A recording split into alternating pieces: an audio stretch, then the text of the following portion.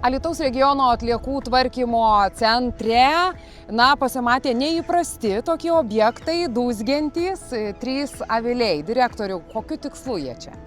Šitos gyventojus įkurdinom tam, kad jie vienas dalykas medų neštų, o kitas dalykas informaciją kauptų, nes meduje labai yra daug informacijos. Iš tų augalų, kurias jie apvaikšto, iš kur medų surenka, iš jų susirenka ir kažkokių, jeigu medžiagų negerų yra.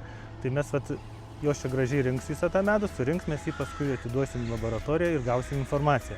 Ar tikrai čia mes turim kažkokio blogio tam sąvartyne?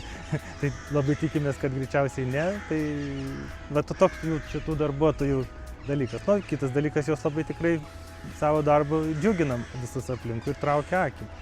Tai čia toks kaip socialinis eksperimentas? Matyt, taip čia pavadinkim toks kaip kažkas tokio įdomesnio. Tai turit 2 bičių avilius ir 1 širšių. Ne, kamanių. Kamanių, tai šiek tiek ir papasakok. Šitas kamanių avilys ir man pačiam labai įdomus, kaip jos ten, ką jos ten veiks, nes jos truputį kitokios, bitės tai matyti jau, gal ne taip jau visi susidūrė, bet matė, tai tikrai žino, kad jos būtent tą medų iš visur renka. Kamanių ten ta šeima šiek tiek kitokia, to medaus mažai ten neša, tai bus proga matyti ir to medaus, gal net paragauti nesuragavęs. Irgi jos tą patį darbą atlieka, tik toks truputį kitoks gyvūnas, tai irgi toks smagus, kaip sakant. Kamanės įsikūrė, pačioje pradžioje šio technologijų miestelio, o bitės jos daugiau jau netoli Kaupo sąvartyno. Kodėl tokios lokacijos parengtos?